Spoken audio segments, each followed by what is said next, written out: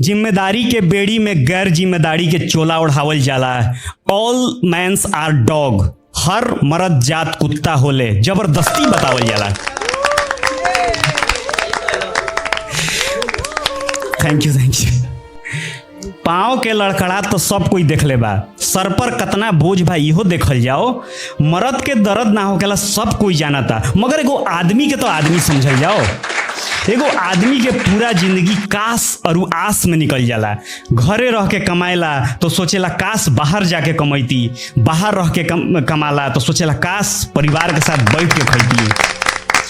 सोचो सबका के दिल रखे वाला के पास भी तो दिल होखेला, पर आपन दिल के कफन चढ़ा के पूरा जवानी झोंकेला। अगर पैर ना छुअलस तो कहल जाला तमीज नहीं खे, अगर झुक कहीं गई तो कहल जाला जमीर नहीं खे। बुढ़ापा में बाप के कमाई खाता एकदम नाकाम बा, अपना मेहरारू के बात सुनता साला जोरू के गुलाम बा।